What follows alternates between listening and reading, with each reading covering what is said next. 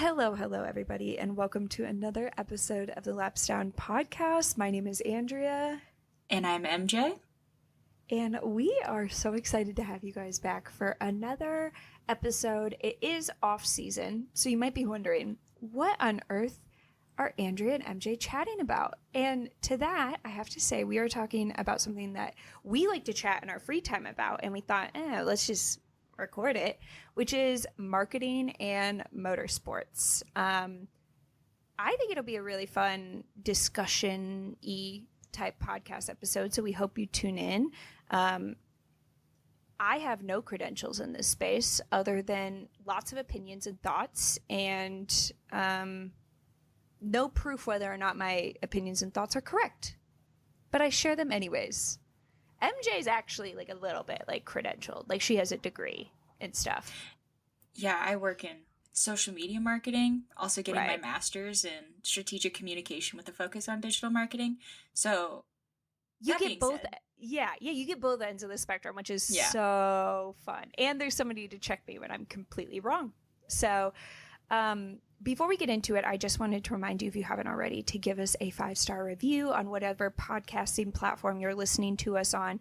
I have noticed a little bump in those in the last 2 weeks, and I have to say thank you so much. It's really helpful in the off season, getting more people watching our pod and getting ready for when racing finally starts. Also, subscribe to us on YouTube if that's where you're watching us from. We have a little growing community over there. And so, hi to the new guys. Hi. And it'll also be great for when TikTok is stripped from us and we are sent and banished over to YouTube Shorts to have some of y'all follow us over there. Also, like, I listen to podcasts while I fold laundry. And, like, I would love to be part of your laundry routine. I don't know how you feel about that, MJ. But, like, I feel like... I would love to be a part of the laundry routine. Yeah. We're there for you if you're looking for something to just put on while you're folding laundry. We're here. So with that marketing out of the way, let's talk about marketing. Oh my god! Wow. Sometimes my brain like scares myself. You know what I mean? It's like, how does she get so do it? freaking good at transitioning? So we wanted to start big and get smaller throughout the episode. And we, as new fans, have a unique perspective, I think, talking about like series marketing and how maybe IndyCar and NASCAR are trying to get themselves out there with this influx in popularity with F1. How is F1 getting to that popularity? What have they done good? What can other people learn from it? I mean, let's get it out of the way first and foremost. Like, I'm a Drive to Survive fan. Yes, I know that's terrifying and it's very vulnerable for me to share that. I'm here from Drive to Survive.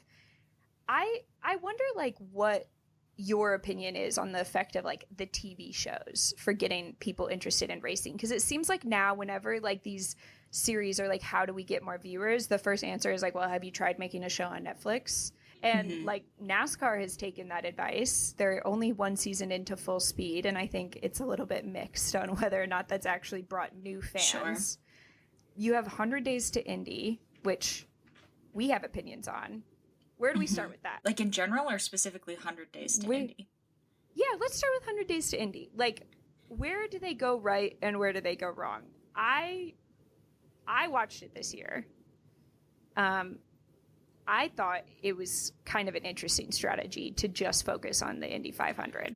Definitely an interesting strategy. In my opinion, so I did watch some of it. I didn't watch it all, frankly, because like the Indy 500 doesn't need promoting. Like, people know about the Indy 500. I didn't know IndyCar. Full transparency, obviously I'm a new fan. Started watching halfway through this year. I didn't know that IndyCar had a series, like a dedicated series, until Pato was in like an F1 weekend and he talked about it. Like, but I've always known about the Indy 500. Yeah. So their strategy to be like, okay, let's teach people who probably know about the Indy 500 about the Indy 500 was just, that's where they flopped compared to like F1, who you learned about the series, you learned about the inner workings of the teams, NASCAR. I haven't watched that one yet. You learned about Denny Hamlin, apparently. So it was an interesting strategy, and I don't think, from what I've heard, it hasn't paid off in the way that they saw Formula One's Netflix documentary pay off. Beyond the fact of like, they've already identified the issue as a lot of people don't even understand that there's an IndyCar championship beyond the Indy 500. You've already identified that. Like, it's weird to not really have a game plan to overcome that, but rather just to accept it and be like, well, I guess we'll just show the people what they want. Here's the Indy 500. I think that there's also like, they tried, I think, too hard to be a true documentary. Because maybe they think of themselves above the dramatics of Full Speed and Drive to Survive. But the reality is I think the dramatics are necessary to get people interested in something that they have previously lived their whole life without caring about. I never once thought about tire strategy on an oval. But maybe I would care more if you were telling me who got preferential tire strategies amongst a team of 3 drivers. Or like, maybe I would be more interested if you talked a little bit more about the Alex Palou lawsuit. Like, those are the dramatics that you think you're above having to display in this like documentary. Like, I don't need cutaways to David Letterman explaining to me how cool the Indy 500 is as much as I maybe need the tea. And I maybe some people are too cool to admit that, but I'm not. I think it's like, that is why these shows are successful. And the Indy 500 show is not doing that currently, I think. So trade out the word dramatics for narratives. Make it like a marketing word. Narratives drive sports marketing. Like the same reason we saw, like, to pull us out of motorsports, like the Caitlin Clark effect. The reason why everyone was all of a sudden a Caitlin Clark, an Iowa women's basketball fan, was because of this narrative. Yeah. Those narratives are going to drive people to your sport. And the fact that they're like, pack it up. No, let's go. Hey. I just want to be like you. You're so good at it. I wanted to try. But the reason that, I think the documentary style, the facts style, it doesn't work to bring in new fans. It might keep like some of those old fans interested. I don't know. Because for the most part, it's like stuff they already know, though. So, I don't know. It was just, in my opinion, it was a huge flop. But that being said, you have a great documentary that gets people into the sport, like Drive to Survive. What are you doing with those fans now? So, I think that, like, at all tailoring to those fans that they brought in. Like, you watched Drive to Survive. That's how you became a fan. When you got into the sport, do you feel like that kind of not necessarily held your hand, but you had like a guided path to get more into the sport? Or do you feel like you watched Drive to Survive and then it was like, okay, figure it out from there? I feel that I definitely had enough information to make me want to investigate further. Like, I definitely felt like I was watching it and maybe I wasn't getting the full story because it was like showing us like montage-y type clips from races, because it was a lot more about like the off-track drama than it was the on-track drama.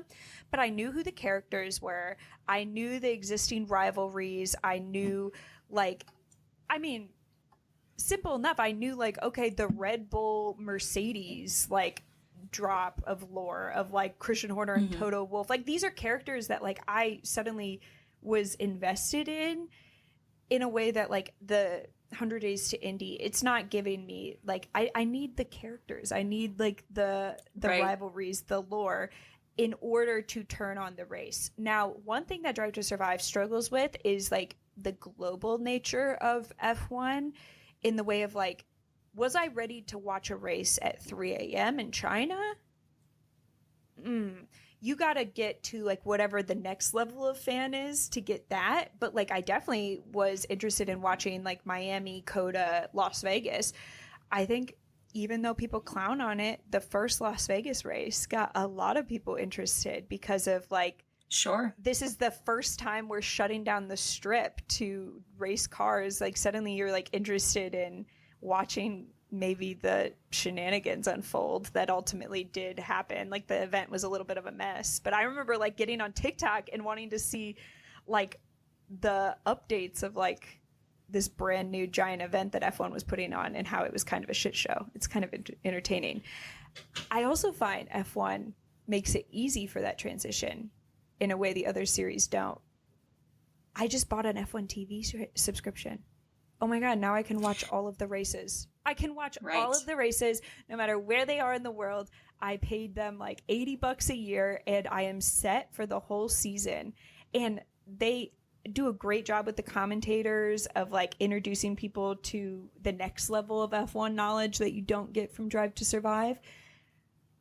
I will say NASCAR and IndyCar, it is not as easy to go, oh, I am interested in this. When's the next race and how can I watch it? You've now unlocked a whole can of fucking worms because of like the TV situation of these series, which I don't always understand all the intricacies of. So maybe like you have a little bit more background on, but the TV situation is not easy for these two series.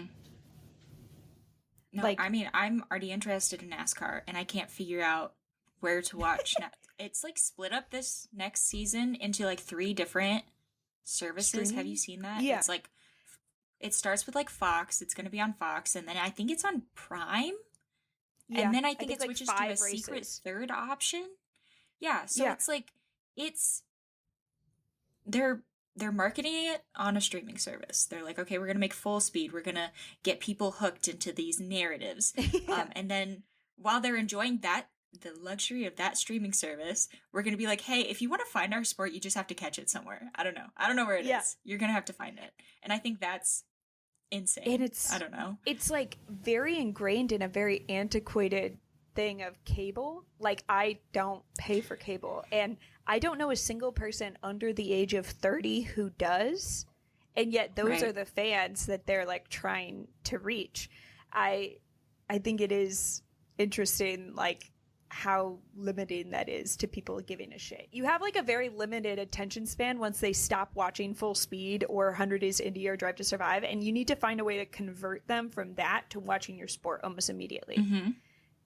And IndyCar and NASCAR are maybe not doing that as brilliantly. Although I give them shit, NASCAR still has like the highest viewership within the US. I just think that viewership is from an older audience. It's older people who have been watching it for years, who for the past 50 years have thrown on a NASCAR race every Sunday, whether they're watching it or not. Like, there's also no other option. Like, when you see that F1 has like low ratings in the US, it's like, that's ESPN. So that doesn't account for all the people who are using the designated streaming service. Just another layer on that, the fact that F1 is one of the most like elitist sports. It is incredibly inaccessible for 90% of people, and then they have like this nice little package. It's relatively affordable. Like, I do the monthly one because who knows when I'm going to give up on F1. It's like $10 a month. Whereas like if I have to pay for Peacock and then I have to like hustle someone for their YouTube TV account, it's like I'm already putting in more effort for this affordable, like for the normal people racing series. You're going to turn me away from it when you already had me from your Netflix documentary. It's an interesting strategy. It's a strategy that isn't, I don't think, working out for them very well, maybe. No, at getting like a younger audience. You also put a little note here about IndyCar in their promotion of races. Speak on it, MJ. That's something I had to like take a step back because I'm so like into IndyCar. Like, I know when the races are. I have it written in my planner. I have it on my computer. It's on my work laptop. Like, I know when the races are because I care. Like, they've already got me. Some of the new people who came in this year, like content creators and stuff, who are like, I want to get an IndyCar. I know there's a race this week. The only account I follow is the IndyCar account, and I have zero information on when or where to watch it. And the more you start to notice this, it just drives me nuts. They don't promote their own races, like, at all. There's like one graphic at the beginning of the week that's like, guess what? We're in Milwaukee. And then none of the details are followed up. They're not constantly like shove it in the faces of the audience. Promote it with other people. Promote it with local people. I don't know. If content creators promote it, that's something that they have an issue on, where you don't see like Formula One's account is constantly posting times, different time zones. The moment a new race week starts, it's like now all of the content has shifted to talking about that race week and like what to look forward to, the storylines of that race week, why you should tune in, even in subtle ways. Like it is constantly like reminding you every day of the week that that race is coming up on Sunday. Mm-hmm. Like don't even see in that in IndyCar. NASCAR does a pretty good job of it. Even if you don't know where to watch it, you know that it's happening. But the fact that IndyCar doesn't promote it, yeah, at all. Like, it's going to be on Sunday for sure. And before that, there's going to be an Xfinity race and a truck series. And you know what? We hope to see you there. And you're just like, okay, I'll figure it out, I guess. I'll do my best. But yeah, do my best. IndyCar doesn't promote that for themselves. Now, that being said, you do have teams like Arrow McLaren, but Arrow McLaren is like, they're very good at social media. You have teams like Arrow McLaren who's constantly posting. That's probably where you're going to get your information from if you need information. But it's so inconsistent, especially throughout the teams. Like the way that Arrow McLaren posts, you're not going to see that from Dale Coyne. Like if you're a Dale Coyne fan and you're like, I know there's a race this weekend, you're never going to know when it is. If you're a Dale Coyne fan and that's the only team you follow for IndyCar, you might be doomed. You're not going to know. You're not going to know who's driving. You're not going to know what time the race is. You're just going to have to figure it out. You're out of luck. But that's like such a simple thing, in my opinion, to just constantly be like, there's a race this weekend. You can find us on NBC, 2 p.m. Eastern, whatever. And that's like the fact that they're fumbling so bad there. I mean, it makes sense with like all the other ways they fumbled. It's just frustrating to see, especially for new fans. It makes it so unapproachable for new fans, which is such an issue. I do wonder like how to kind of bridge the gap of like, okay, now you know IndyCar exists, you maybe are unsure of when the next race is, but like how to get people to that IndyCar exists phase. And it is interesting to see now these other series are like, how can we capitalize on the success of other motorsports series? And like, how can we best utilize like these bridges that cross, you know, having Kyle Larson drive in the Indy 500, having Pato pop up on your screen during F1 TV. Does that really equate to like, crossing of audiences? We were talking about like, maybe NASCAR, how they could benefit from Pato's fame and seeing like how they could promote this new race in Mexico City. How can you get people to show up? And we also kind of joked of like, have they contacted Perez? Like it might be worth a call just to see if he shows up. But I don't know how effective you feel that like the cross series promotions have been in getting people to care about these other series. I think it works, truthfully. I think even unintentional cross promotion, like the whole Pato Who situation, all the IndyCar fans immediately knew there was a NASCAR race in Mexico. Like, they accidentally promoted NASCAR more than they've ever promoted IndyCar just by saying that Pato's not popular enough to have a race in Mexico City. I think it's incredibly beneficial, and it frustrates me to see NASCAR use IndyCar and IndyCar can't even use themselves. Yeah, they can't even use themselves. They're not promoting themselves. They're not working with NASCAR to promote them. They're like, the amount of headlines I saw about Kyle Larson doing the double, crazy. It doesn't go the other way. Like that's promoting IndyCar to NASCAR fans, promoting, I don't know. It's just frustrating to see like the constant fumbles from IndyCar where it would be so easy. Yeah, we think like, okay, me and MJ are like, where does the best opportunity lie for cross promotion? I think NASCAR needs to be making a call to Perez. I think IndyCar needs to be definitely connecting more with the Kyle Larson thing because he's a very popular driver in NASCAR. People that watch NASCAR clearly already have, I guess, fucking cable. All right, Richies.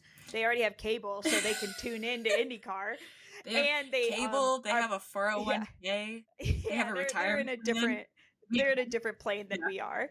And I also think IndyCar, and this kind of transitions maybe into like the fan culture around F1, is inadvertently benefiting from the growth of popularity of F1 in the US. Not by their own account. I don't think that they're 100% there yet with like fully understanding how easy it would be, I think, to make that transition.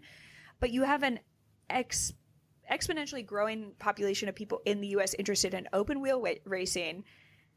I think where they're not sure what to do with it is that it is young women, and they're like, how do we do that? What do we do? I'm not quite sure. Yeah, what do you girls like, huh?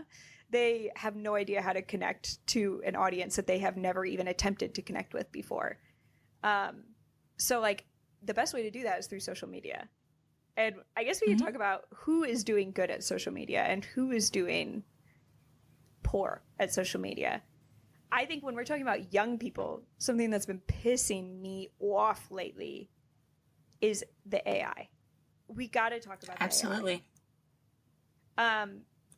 It all started for me recently with on the same day, I think, IndyCar and Indy Next posted these Christmas AI generated photos of like Pato with like a mullet and a guitar with a Santa hat and like other people in like Christmas sweaters and stuff. And then at the same time on TikTok, I saw a video of Fernando Alonso singing Feliz Navidad in a clearly AI video. And all of the young people were like, what is this garbage? This is garbage. It was so weird to see. I don't know what your thoughts were. You kind of like clued me in a little bit on like the AI shit that had happened in Formula E that I had never even heard of, because this is the first I thought about it. Yeah, so earlier, beginning of the 2024 season, Mahindra was like, hey guys, we are actually introducing you to our new AI content creator. And it was just like an AI, I don't know what they're called. I know they have like a little name, like an AI avatar, but like, yeah, I don't know. Like a little personality thing. Yeah. So they're like, we're having this, she's a woman in motorsport, obviously. Oh, wow. Powerful. They did try to go like that route. They're like, we chose this woman character, and she's gonna take you behind the scenes. She's gonna teach you all this new stuff. And it was immediately met with people who didn't even watch Formula E, people who didn't know who Mahindra was, immediately met with this backlash of like, okay, so you're hiring this AI content creator instead of like, I don't know, a real woman, or having your social media team do it. And it was met with enough backlash that I think it was 2 days later that they rolled it back, and they're like, hey, we really missed the mark on that. We missed the mark on that. Sorry you guys were offended. No, just kidding. But they were very much like, yeah, that's it. We're nixing the AI woman. Yeah, and like, I think like McLaren, they posted a video of like Oscar using AI to make like a race poster. And similar to this, it was like, why would you use AI rather than just hiring artists that are real? Because it's like, you could have made a cute video of like Oscar with an artist like designing their dream race poster, and then like it would have been like probably, hey, spoiler alert, way better. I bet like the figures would have had just the normal amount of fingers. And like, absolutely, it wouldn't have looked like it just was put through a fucking blender, and it would actually be good art, first of all. And second of all, it wouldn't be unethical and shitty. Thoughts? Absolutely. It's also all these AI instances having Fernando Alonso. Whoa. Yeah, we know him. You know the guy. Fernando Alonso, like having him sing a Christmas song, having these pictures of like these AI generated pictures of like the IndyCar drivers, the Oscars poster or whatever. None of these are like necessary posts. Like, you could have had a secret second option where you just didn't post any of these. It's like, or it's so unnecessary. You could have just put a real fucking Santa hat on a real driver and take a picture of it. So that's another layer on this. It's the AI Lonzo thing. Like, that's a thing they're going to continue doing, that they announced to do. That's one of their big missions of 2025. All it tells me as a audience member, of a supporter of Aston Martin, is that Fernando Alonso doesn't want to do this shit. And so they had to find someone else to do it. It seems disingenuous. It seems cheesy. Like, outside of all the ethical stuff, it's like, oh, he clearly doesn't want to make content for me. You're trying to create content for me using a figure that I like, and it doesn't Yeah. come off the same way as if he were to do it, or as if they were just to not do it at all. If anything, it's like it leaves a negative taste in the audience mouth outside of the ethical issues of it. So like when people think of like who their favorite driver is, they have like made this human connection with somebody that they've weirdly never met, probably through probably them seeing real genuine content of them, thinking they're funny, thinking that they have a cool personality, thinking they're like, you know, a winner mentality. They have made these like assumptions about this person that they've never met based on real content that they have consumed. And I think that they're taking for granted like how far that human connection can go with fans. Like they will buy the merch for their favorite driver. They will show up, they will cheer for them, they will invest in the storylines. And to like find a way to add this AI buffer over that relationship and be like, yeah, no, they don't actually want to make content for you. They don't actually want to wear the Santa hat for their fans. They don't actually give like you that human connection in return. I don't know if I'm explaining it properly, but there's something weird. There's something weird there about like the true human experience of being a fan of somebody. Beyond Absolutely. that too, the human, like when you're signing a contract to be a driver, I do not believe that you are signing that contract with the idea that they'd be using your voice and your likeness to do things through AI. That is a very new thing that maybe drivers have never thought about before. But if you're willing to do something with AI that the driver isn't willing to do to get likes or laughs, how do you like keep that from going a step forward to like, oh, we're gonna like make them do this like humiliatingly funny video for likes and laughs? And it's like, oh, we're gonna like not just like put a Santa hat on them, we're gonna like make them do a stupid dance and like, yeah, sing a song or like wear a stupid outfit or like do something like kind of humiliating. Doesn't that feel icky? Like it's like a slippery slope of like, what are they willing to do for likes? And the fact of the matter is nobody likes it either. Like everybody in the comments is like, this is like, it just feels icky. Yeah, you bring up an interesting point though, and that's kind of a point that I've been thinking about a lot is like, do these drivers sign off? Like, is there some kind of contract or something? Because AI is still relatively new, especially AI in social media. Are they signing the rights away to their likeness? If so, are they being compensated for it? Is Fernando Alonso, like, is there a list of things that you're allowed to do with his likeness, that you're not allowed to do with his likeness? And then it brings in, like, okay, so Fernando Alonso, he's been in the sport for a long time. He's just kind of there to drive. He doesn't really need to make a name for himself. And you and I kind of talked about this. Is like, okay, so you bring in a young driver, for Franco, who does not have a guaranteed seat, wants to please his boss, and they're sponsored by like they're sponsored by like an AI company or something like that. So like suddenly there's like a financial urge for the team. Yeah, sure. Or even if they just want to be like, if you just want to appease your boss, like if the social media team comes to you and is like, hey, I actually want you to sign away your likeness, you're not going to try to disagree with them. It's like now, okay, so now are you taking advantage of drivers by putting them in this position to use AI? It opens up so many more like things you have to jump through. And for what? For this content of like Fernando Alonso singing Christmas carols? Like what are we doing? And on top of that, I'm just gonna keep going. No, she's not done. Another thing. So we are so focused on bringing new fans into the sport. That's the big thing. Whenever you talk about marketing in all of these sports, it's about bringing new fans in. This is my first year watching F1. I'm a big Fernando Alonso fan because of watching Drive to Survive or whatever. Yeah. And the only content I consume is AI content of this driver. I'm immediately finding a different driver. I'm immediately going, hey, well, at least Alex Albon actually films these videos. Sure, the car sucks, but at least I'm actually getting a person to be a fan of it. What are you doing now? How do you backtrack from being like, oh, I'm so sorry, we only gave you for AI Fernando Alonso for 1 year. Please continue to support our team. And imagine how much goodwill they would have gained if they did even if he would have said no, like, say he hadn't, just gotten a real video of Fernando Alonso singing Feliz Navidad for like less than 6 seconds. Like just one little like line of the verse. The video of him putting his phone in the microwave for whatever, I don't remember what the trend was, and then him like turning around in front of it took probably 10 seconds to film.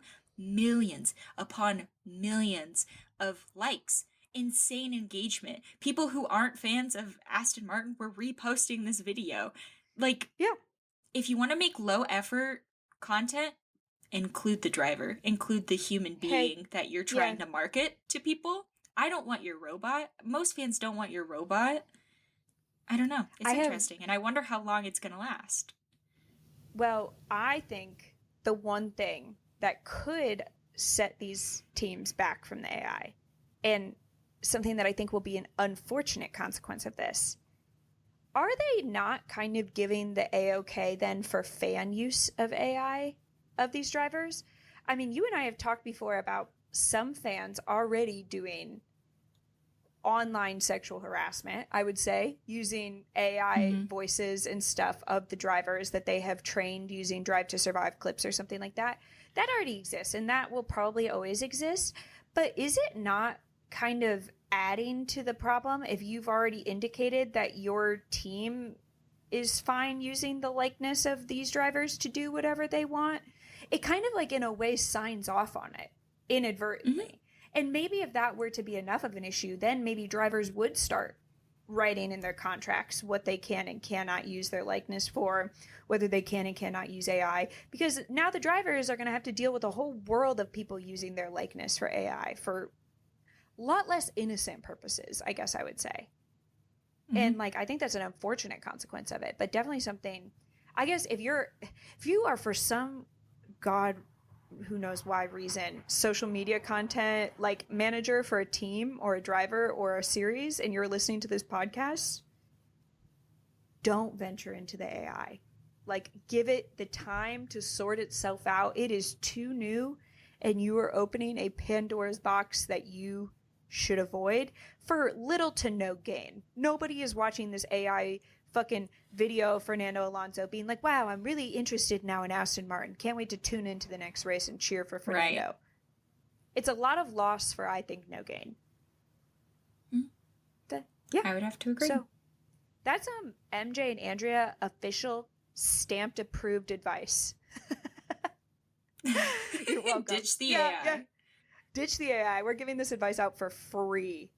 But things that are interesting on the social media side of things that is weirdly meta for us to talk about because we maybe are part of this side of things is the social media creation from fans / the influx of influencers in the space.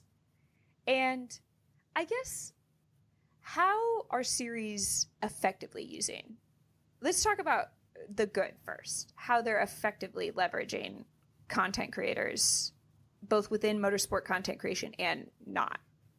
I guess, like, I've seen an influx of people talking on TikTok and stuff of, oh, I started watching F1 because I saw an edit of, like, a narrative that I suddenly was invested in. That is such a strange thing. Being, like, a decade-long fangirl of many a things, I have seen many a edits in my time. I've seen the 5 Sauce edits. I've seen the Hunger Games edits. I've seen the Twilight edits. I've seen it all. It is so interesting to me that people are seeing F1 edits and then turning on their TV to watch the race. To watch a sport. It is. Yeah. It is crazy. Especially, and we've seen it so many times. I think F1 does a great job. There aren't a whole lot of IndyCar edits, I would say. And the NASCAR edits, they're out there. They're just, that's a whole different beast. But you'll see these, and sometimes they're completely like fabricated narratives. Like they're very much taking a little bit of something and making it a big thing. And I think a great example that I will continue to talk about until someone does like a professional study on it is the Lacey edits for Logan Sargent. Before the Lacey edits. Are you anti? No. Pro. No. She's pro. She's pro. I thought it was just crazy to watch in real time because I became a fan beginning of that season. The only thing I knew about Logan Sargent was that he was at the back of the grid and people clown on him for being American. That's all that many people, I feel, knew. Yeah. Which is too unfortunate set of circumstances. Two of the reasons so true. Two of the reasons I did like him. But I think once Qatar happened and there was like, he was not feeling well during that race, and then James Vowles came on the radio and said like, whatever, he said like, we'll take care of you, I think were the exact words. That all of a sudden it was like, it unlocked something in these editors' brains, and they're all like, oh no, like this poor Logan Sargent, like he's always been treated so poorly, he's having to be compared to Oscar, which was it really I mean, yes, it was a narrative we were watching. Well, I think it's like, because like it wasn't Oscar really. Yeah, because Oscar and him were friends, and then their paths diverged when Oscar was on top and Logan was on the bottom. There was just too much space between them. Which is the narrative that we created. We created this narrative. Like, the only thing we have gotten and I say we as fans, I was not making any of these edits. I just wanted to put that out there. She was making whistle edits to James Vowles. One whistle edit to James Vowles. Anyway, oh my god, you make one whistle edit to James Vowles and all of a sudden that's all people talk about. Oh my god. But because like the only thing we were getting from like the source material was like they raced at the same time. They had interactions on the little bus that they take around before the races to do the little parade. There was neither of those men were telling us that this sad story that we have created was real. However, people liked seeing that, and now all of a sudden we have an influx of Logan Sargent fans out of nowhere, and he had nothing to do with that. The marketing teams had nothing to do with that. That was us alone creating those narratives. And so just the impact of edits and people seeing these edits and coming into F1 like with these narratives that might have had some creative liberties. It's really interesting to watch because it hasn't really happened before TikTok era. I think that Lestat, I'm going to be brave here. I think Lestappen edits are the new generation's Larry edits. And for people that are not chronically online, what I'm referring to is the potentially manufactured love between Max and Charles. I will not confirm nor deny because I do not want to alienate our listeners if they are Lestappen believers, is closely resembling the people that believed in their whole hearts of hearts that Harry Styles and Louis Tomlinson of One Direction fame were also in love with each other. That is the same thing. That is the same brand of fangirl. I see that and I go, oh, I remember this. I talk as if like I'm ancient. I'm not that old. But like I see for 14-year-old girls what these Lestappen edits are to them. And I was like, I remember the ancient text that this comes from. Yeah. I think I do too. Yeah. I remember I know the source material for this. It's funny too because I think that this is starting to move into other sports in a different way. Maybe not so much like narrative edits, but there is an increasing amount of Phoebe Bridgers NBA edits that tell me something is happening in just the internet sphere of sports. And then like we talked about NASCAR has started upping its edit games, like more meme edits, but like very relevant memes. And I was like, oh, somebody's cooked here in NASCAR. Somebody is like plugged in to the internet sphere of sports and like how this is what you do sometimes to get people to turn on their TV and watch your sport. Absolutely. And also another thing that's kind of tying into something that you mentioned earlier is like these series they're all of a sudden they have an influx of like young women fans and they don't know how to tailor to them. That's where these edits come in.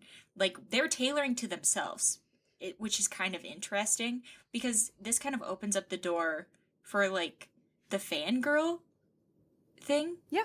Whole situation.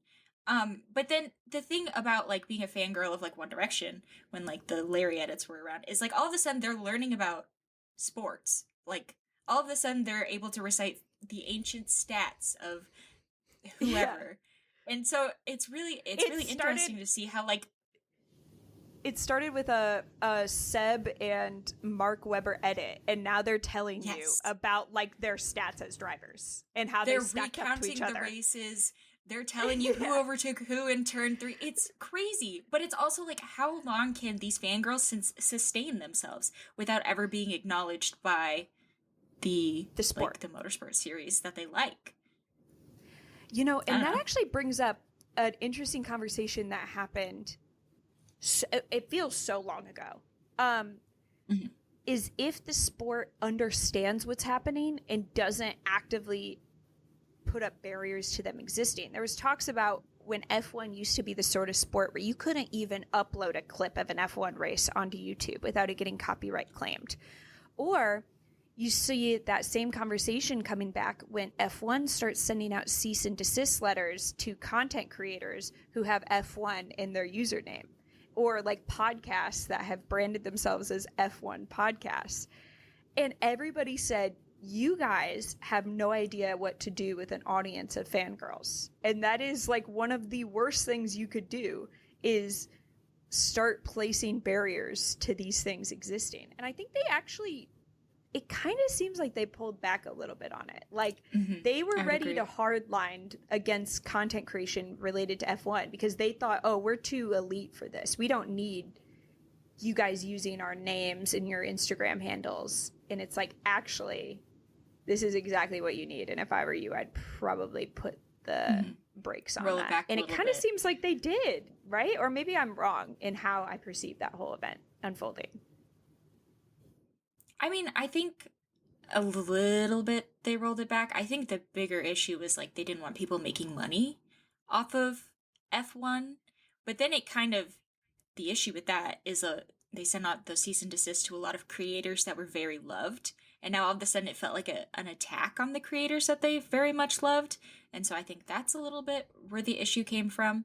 But I think most of the series do a pretty good job of not like copyright striking, in my opinion.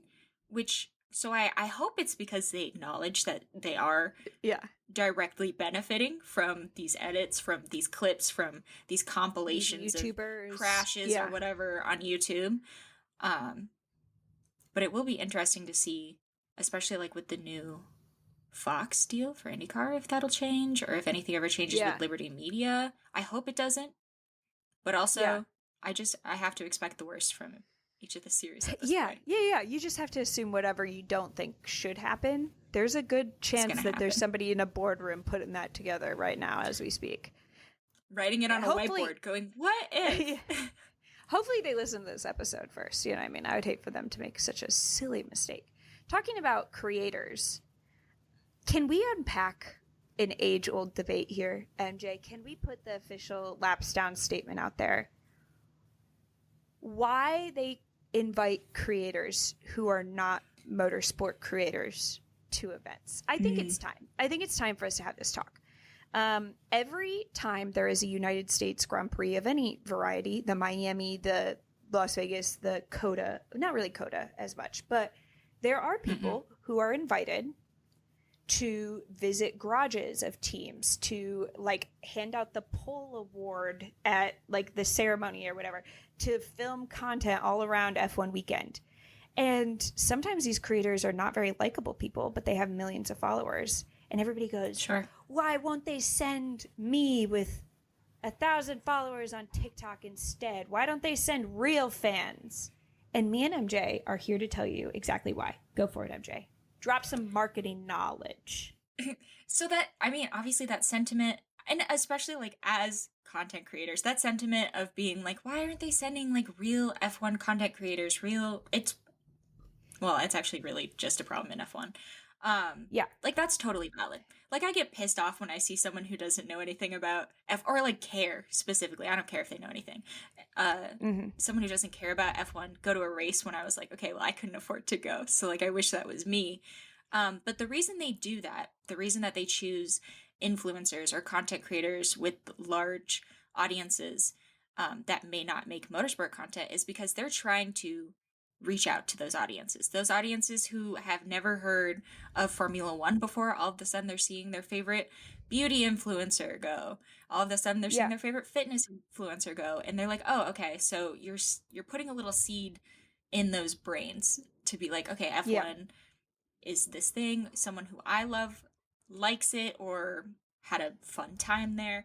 That's why they choose someone who's not constantly making motorsport content to go, because like my audience already knows about motorsport. There. Like, if you're following me and you don't watch motorsport, just not sure why you're following me. That's kind of all I do. So it wouldn't be beneficial for them to take the hit of like giving me free tickets or whatever to make content for them, because like I'm already talking about it. I'm doing it for free. My audience already knows. That's why you see those influencers there. But like obviously the sentiment still exists. Like, sure, I would love to see it's frustrating. People who actually, it's absolutely frustrating. But the understanding is where you can kind of come to peace with it and being like, they're trying to grow the sport. Is it always successful? No.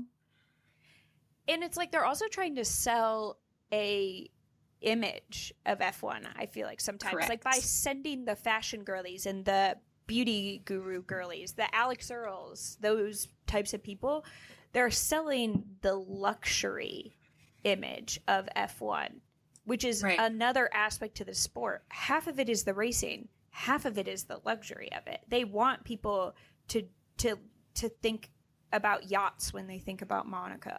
They want people to think about like, you know, the cute paddock outfits as much as they do the sports themselves. Now, where creators being invited to events could be beneficial is IndyCar and NASCAR and IMSA and WEC and all these other people.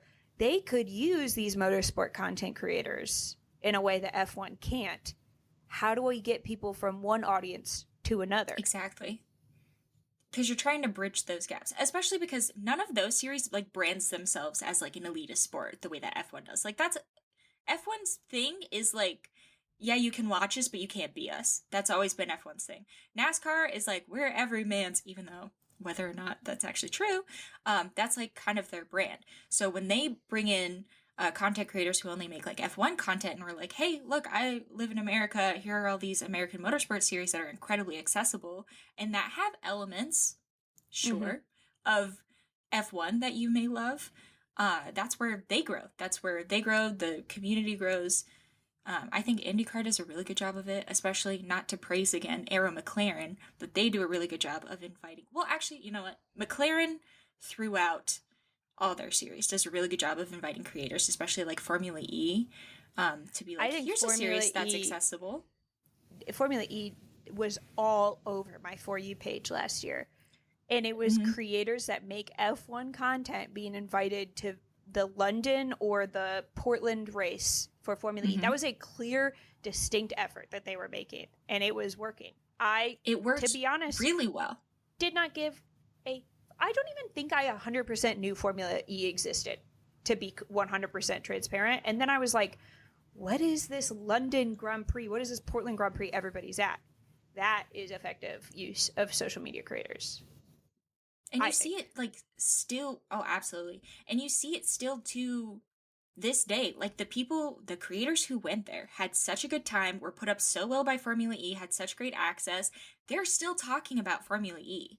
Like it wasn't like a one and done situation where you would see like instances in Formula One where they invite influencers to talk about it once it's done.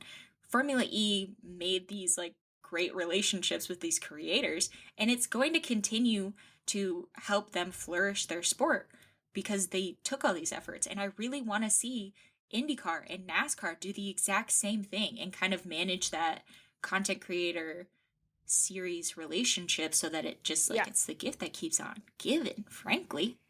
And even if the series are not doing it, there is an opportunity for teams to do it. And I'm gonna give a pitch, and you tell me if I'm off base as somebody with actual marketing credentials.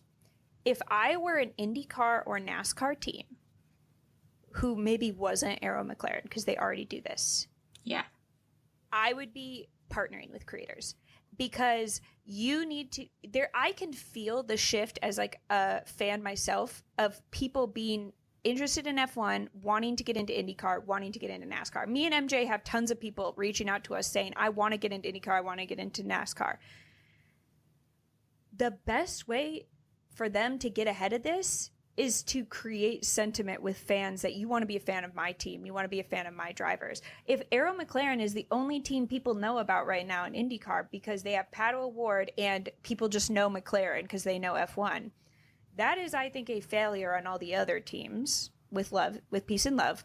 You should be sending content creators to be fans of your team. You should be having people that are popular on social media or have good followings on social media making content alongside your drivers, or else you are going to miss the wave and people are going to come and they're going to just be fans of Arrow McLaren, maybe Andretti because they make some content. Or in NASCAR, I mean, I don't really know of any team that stands out to me right now as having any sort of content creator partnerships.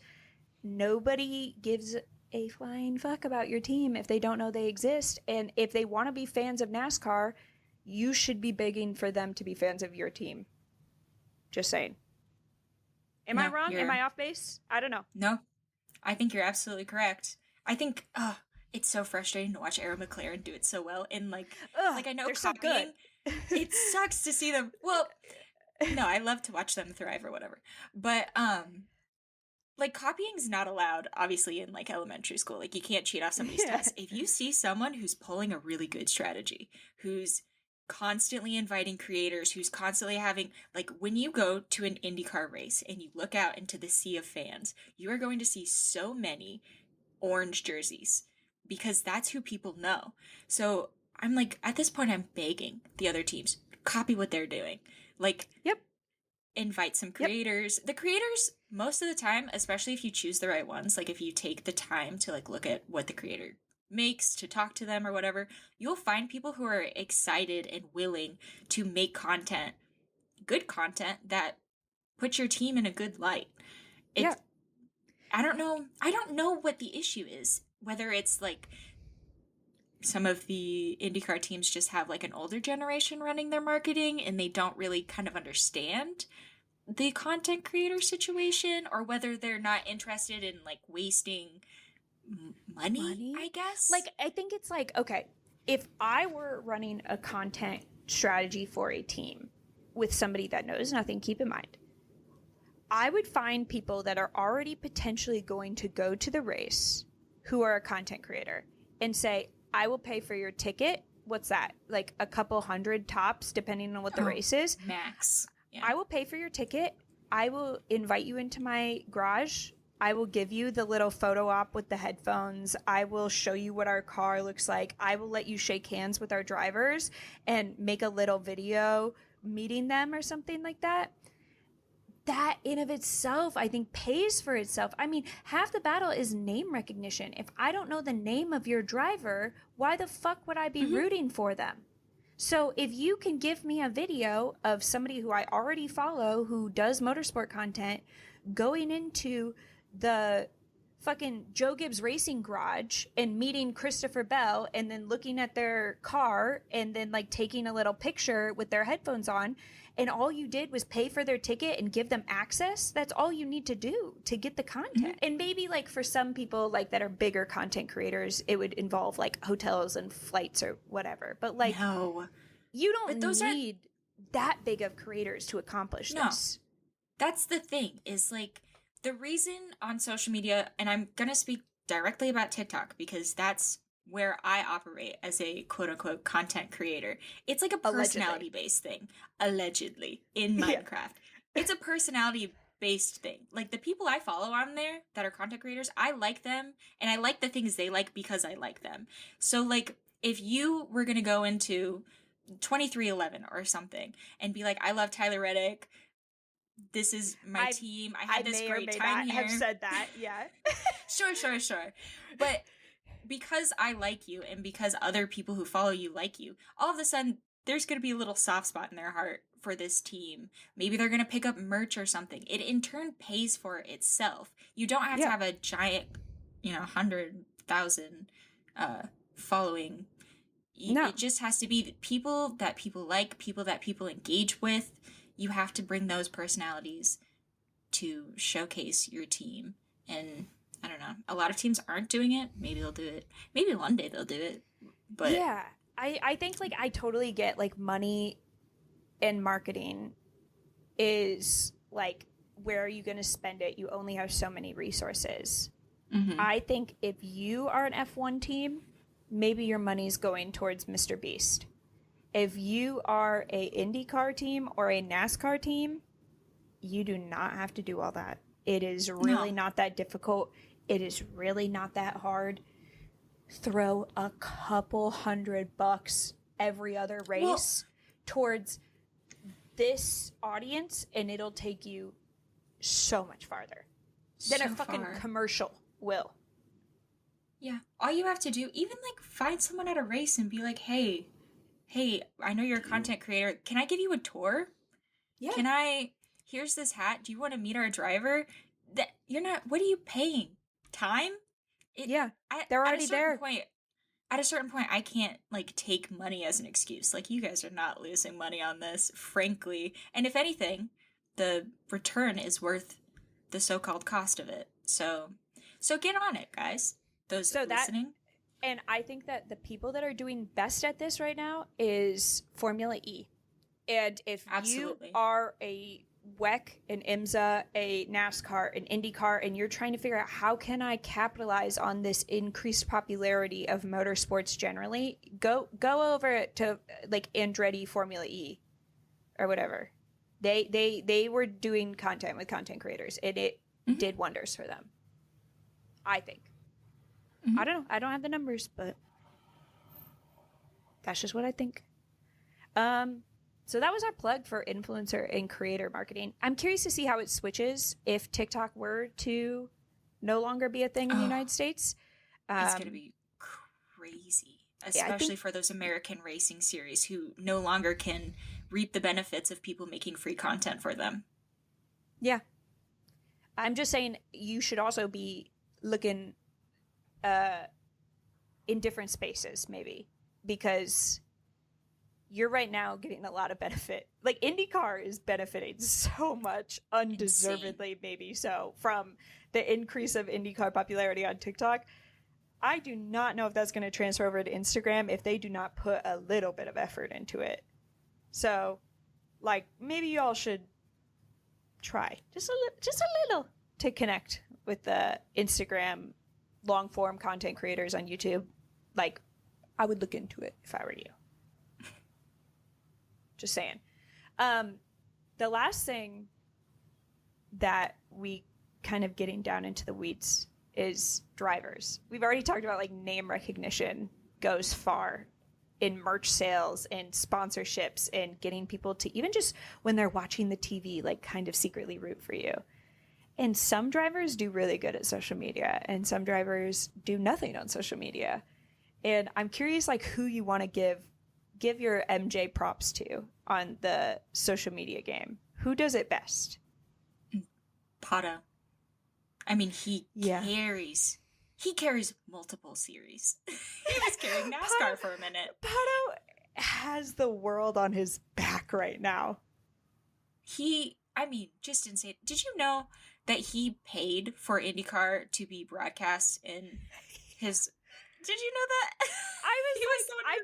So, like, if you didn't know, apparently at one point or another, Pato was paying for IndyCar to be streamable or watchable in Mexico because he had so many fans that wanted to watch, and it was just like... And then I think they didn't let him do it anymore because they wanted to put it on the IndyCar app or something, which, does that happen? I don't know. So that in of itself, I'm like, Mr. Penske, what the fuck was going on there? You told him he can't do that anymore, and then... I think it is available. I think to be fair, I think internationally you can watch IndyCar through a streaming service. And obviously, correct us if we are wrong. I do think that is the case. Okay. But yeah, so his marketing is insane. He's made a brand for himself and for the series that he's in, and IndyCar should be kissing his feet. In my personal opinion. In that, like, a line item to that shout out is... I believe his sister. I think she is the female gaze that all of this is through. When I see a photo dump from Pato with him, like, giving us romance novel level photos, I'm like, somebody cooked here. And weirdly, it's his sister. We'll talk about that. Yeah. Probably never. But line item to that shout out is his sister. She is the female gaze that Pato is viewed through, in my opinion. She runs his social media and also makes his merch. So she's definitely, I mean, bless her heart. There has been some things where I'm like, Pato did not order that matcha himself. Somebody cooked here. I don't know. Maybe I'm wrong, but I feel like maybe there is some real mastery happening from, what is her name? Elena, I think is her name. It starts with an E. I think it's Elba? Ooh, maybe that's what it is. It starts with an E. I'm not sure. I apologize. I'm not sure. We're going to do our research because she's actually, I think, a social media queen, and she is running the empire of Pato. And in turn, IndyCar. Frankly, no one is doing it. Like, I can't give anyone the same praise that I could give Mr. O'Ward. Like, Lando kind of has his own brand with the quadrant, but that's kind of like removed from Lando. Like, he doesn't post a lot on social media. It is a good idea, though, that, like, I think a lot of people watch the quadrant videos, are introduced to Lando. Yeah. Or vice versa. And there is a content farm of, like, the Lando Norris cinematic universe existing on YouTube. No other driver is doing that. Except for sometimes Carlos and Charles will, like, post a vlog or something. And I'm like, okay, you guys clearly are somehow tuned in to, like, YouTube is a platform that you should give a shit about. But I think Lando does the YouTube the best. Lando does a really good job. I feel like NASCAR doesn't, and I'm still pretty new, doesn't really have, like, individual branding as much as it has, like, team branding. I would say, like, who's that one guy that we were talking about that has hella YouTube followers? Who is he? Hold on.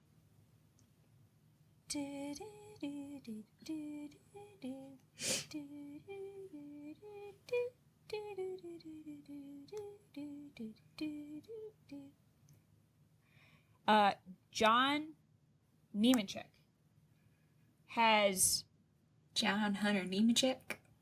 He has 1.3 million subscribers on YouTube. Sorry, what? What is he making? Have we talked about this? What is he doing out there? I think he's making content. Guys, you guys are watching, like, in live reaction to me and MJ discovering what NASCAR content creation looks like. This man has his YouTube. He has 1.3 million subscribers, and his first video is with a guy who makes NASCAR content on TikTok. He is plugged the fuck in. He knows. Wait a minute. Okay. Well, but then that's interesting because, like... And he's posting, like, vlogs and stuff.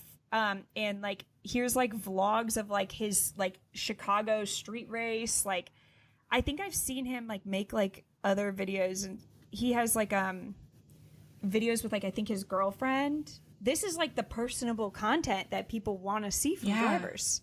He's low-key plugged in. I didn't even know that existed. Okay, so he does a good job. But then, like, the flip side of that is, like, how well is that paying off? Like, is that keeping him in a seat? Is that growing his fan base? Does anyone know who he drives for? I think maybe, but I guess maybe it just hasn't reached us. Yeah, I think that's probably we don't know. But I forget we're we're the problem, not him. Yeah, I think I could see that being like you're gonna keep. I think, like, interestingly, drivers are going to start realizing the followers that you have can sometimes save your job. Save your job. Hello. We had to put up with an entire season of Checo because his fan base is so crucial to the operations of Red Bull Racing that they were unsure how they would carry on without him. And then they've lost like 10 sponsors since they've fired him. That is the value a driver can bring. And I don't think it's impossible to achieve. You do not have to be a Pato, a Checo, a John Hunter Nemechek to do that. You just have to put in a little fucking effort into social media. I mean, even David Malukas, I think, is a good example. He puts out, I mean, like, killer Instagram photos, like, once every few weeks, puts out a vlog, once every like, and obviously he's paying someone to do it. He's not sitting there editing it. But the exponential growth in fandom of him in the past year, especially amongst the younger audience who's paying to go to these races, who's buying these streaming service subscriptions so that they can watch, it's paying off. He is making specifically Gen Z content, which I think is so interesting. Like, he is so tuned in on who his who the fuck his audience is, and he is like making content for them, like young women. That is his audience, and he knows it. And in turn is going to be he just signed with a new team, AJ Foyt. It's going to be such a benefit to them, and they didn't even have to do anything. Like, the driver marketing is then affecting the team, which is then affecting the series. Just shows another importance on why, as much as it would be nice, and I know like the older fans, especially in NASCAR, are like, the series needs to market itself. Unfortunately, now in this day and age, we are so personality driven. Like, I want to cheer for a driver. I'm not cheering for NASCAR when I'm watching. So when you see these drivers, apparently Mr. Nemechek, who I'm so sorry I was not familiar with. Yeah, we did not mean to disrespect your game. We are existing in the same ecosystem. We're going to be friendly on YouTube to Mr. Nemechek. Yeah, we'll have to follow and comment on every single one of his videos. We already are subscribed on the Laps Down account. I would never do us dirty like that, MJ. Fantastic. But that's why this is such like a big benefit, and that's why you see like NASCAR, I don't know if this is still like alleged or if it's actually being roll out their like driver promotion program where they get like little points or little bonuses for when a driver promotes the series. That's why this is so important. That's why we can't just have the series promote the series. And there is one other avenue that drivers sometimes go down, which is weirdly podcasts. Now, we're not in the business of promoting other podcasts. I thought you were going to say, we're not in the business of discussing podcasts or podcasting. Unfortunately, we are very much in that business. But I'm going to name drop some podcasts, okay? And you're not allowed to go check out those podcasts until after you've already subscribed to our podcast, okay? Because I'm not here for free promo. All right? I've had it. But you have Denny Hamlin's podcast, which I loyally tune the fuck into every fucking week because I want to know what happened whenever he fucking loses. I want to know what went down. So I'm tuned into that podcast. And then you have, funny enough, Connor Daly has his podcast, the Dirty Mo podcast, our productions. He was on Hinch and Rossi, another famous IndyCar podcast, basically like one of like 4 notable IndyCar podcasts. And they were talking about how the best way they see right now promoting IndyCar is through podcasting. You're welcome. You're welcome, boys. We're doing the best we can out here.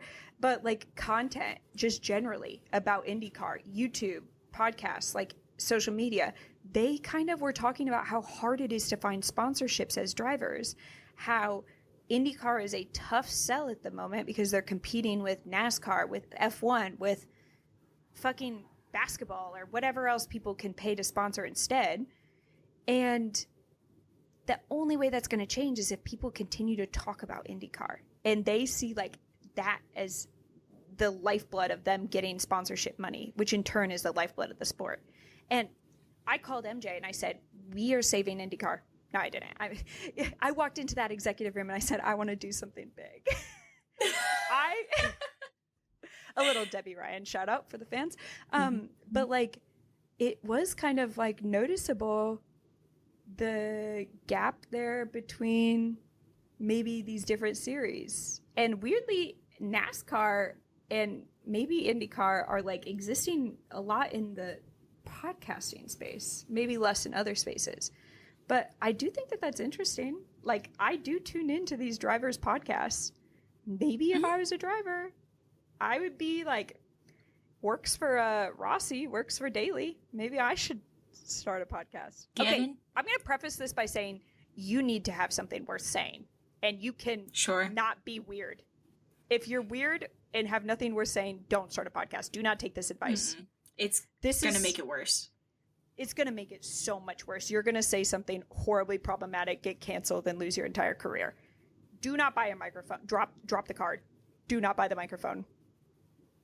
that was a message for some drivers that needed to hear it. However, if you're a David Malukas, if you're maybe who else is young and funny and could start a podcast?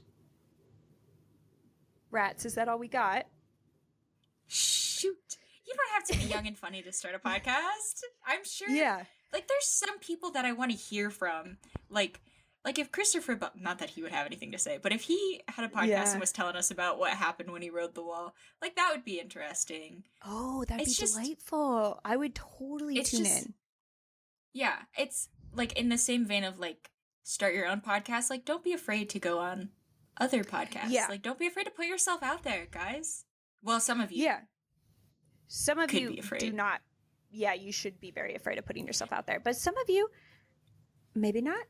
I think that it was interesting to see if this like driver marketing thing for NASCAR does mean that all of a sudden I'm going to pop on Spotify and get recommended an episode of a driver on a podcast. That would be delightful. I would tune in. It would be. Yeah, absolutely. I'm already listening to podcasts. Like, I'll just add it to the queue. Yeah. I mean, I literally texted MJ and said, Connor Daly is right now on Hinch and Rossi giving us the entire lowdown on his entire deal with Juncos Hollinger Racing, what his sponsorship situation looks like, and how Precious Stingray Rob is saving his career. This is tea, MJ. I sent it to her. I said, this is like the content that I want to hear from drivers. I find this extremely interesting. Now, I don't know if everybody at Who Goes Hollinger Racing loved that episode, but I did. Yeah, it's so nice that NASCAR drivers, and I mean, they can't say whatever they want, but NASCAR drivers and IndyCar drivers do have less of like a PR filter, like a standard like that to uphold. They can be like, they're more personable. So get yourself out there. If your whole point is to be personable, get your person on the internet. I don't know. I'm grasping at straws there, but you know what I mean. Yeah. There's select F1 drivers who have done interviews on other F1 podcasts that I am not interested in naming that did numbies on social media. Absolute numbies. So the podcast content translates into YouTube content, translates into TikTok content, translates into Instagram Reels content. It all comes back to that episode where you did one fucking 40-minute interview and it did hours of work for you. Yeah. And now all of a sudden people are tuning in to watch you race. They're buying your merch. Mm-hmm. They know what team you drive for. Wow. If you do it well, you can reap the benefits for you. So I think that there are some people listening to us just based on what our audience looks like on different platforms that do not agree with probably anything that we have said for the last hour and 15 minutes. And they think like there is no need for all of this social media pizzazz around motorsports. And I think the reality is motorsports will fall behind because every other sport is doing this. Every other sport, football, basketball, baseball, they're trying to figure out how to capture a young audience because young audiences are not like the generations prior that every Sunday would turn on a game. You have to fight for their attention in a world of 100 other things that are also fighting for their attention. And social media and marketing is basically the only place to do it. That's where it's happening. I think that it'll be interesting to see how this plays out in the future. I mean, we've given a lot of free advice. What is the one that you hope resonates the most with whatever poor social media admin is listening to this podcast or whatever series executive might accidentally have come across our page? Like, as the MJ actual credential, what is like the number one thing that you think we talked about that would be like worth them putting their energy into? I think the number one thing worth putting energy into, because I would say AI, like stop at the AI, but I don't think you're putting any more energy into it by just letting it go. Delete it. Delete the post that's in the queue.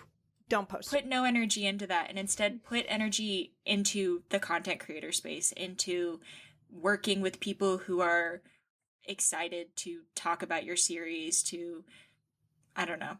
I would say that's where your money lies. I would say that's where that's going to get you the that's farthest. That's where your bank is coming from. Yeah. I would agree with that. I think what I would walk away from this most interested in is the drivers. I think the drivers have autonomy to fight for themselves in this space and to make a name for themselves. And maybe this applies to the teams too. Do not rely on the IndyCar wave magically sweeping you up into a world of comfort with sponsors, never having to worry about that again. Like, oh, everybody's going to just watch our little TV show on Netflix and magically everything's going to be fixed. Mm-hmm. You have the ability as a team or as a driver to capture your own audience. And some of them are doing much better than others. Right now in IndyCar, I think Arrow McLaren and maybe Andretti are the only ones who I think are even close to the level that these teams should be doing. In NASCAR, I mean, I like some of Joe Gibbs Racing's content. I like the educational stuff. I fear that would only be interesting if you already cared about NASCAR. I think nobody's doing it. But then you have this guy making his own space on YouTube. And I'm sure that is saving him from a lot of hurt when it comes to sponsors and stuff that other drivers are experiencing. So,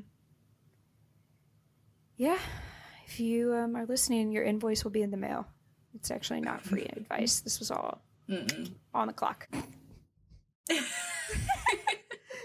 What do you think we covered everything we meant to cover with this, MJ? I mean, we had these conversations ourselves, to an exhaustive amount. I was gonna say we could talk about this for 6 or 7 more hours, I think, and still not cover everything that we cover on a regular basis. But I think that's good grounds for it. I would love to hear what people who listen to this, especially people who maybe aren't the same demographic as us, what they have to say about just marketing of the series and what they've seen, especially because we're pretty new fans. You guys have been around for a while, the people that I'm talking to. What has worked in the past? Maybe through trends. What did they have to stop doing? Where do you see them going now based on what you've seen before? I'd love to know. I think that if anything, this is probably our most discussion-based podcast episode. So we would love to see some comments on it. We probably said some things that people would disagree with, and we have no problem hearing about that nicely. We started getting some comments on Spotify, so people can comment there. We also have our YouTube and whatever. Feel free to engage down there. I would love to read it. And I would also love to revisit this at the end of the 2025 seasons, respectfully.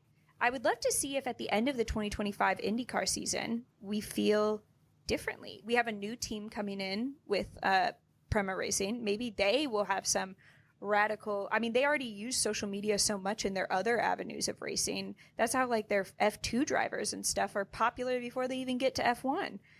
I would love to see how IndyCar at the end of the 2025 season is different in this space. Maybe NASCAR. I'm sure F1 will be different depending on how exciting the racing is and stuff. And I think this would be a fun little reflection for us to do in a year and see how the times have changed potentially. And also Laps Down. No, I'm just kidding. Could you imagine if I was and all this was also a commercial for Laps Down to get to do cool stuff.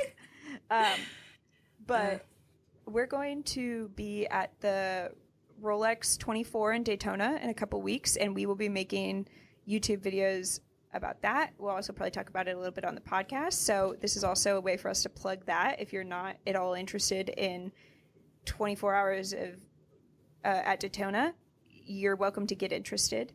There's a lot of cool videos on YouTube from other creators talking about the lineups and stuff. There is a lot of drivers, a lot of names that you would recognize though.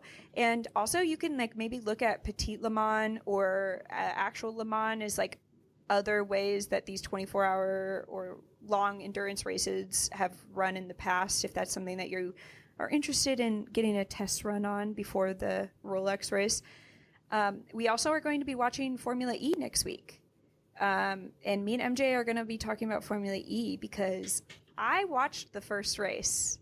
It was delightful. It was lovely. It's very entertaining. So The much racing's fun. great this year. They've got the Gen 3 cars this year. A lot of personalities that are just out and about. It's a good time if you have nothing else to do. There was some points where, yeah, even if you have stuff to do, go ahead and just cancel those plans.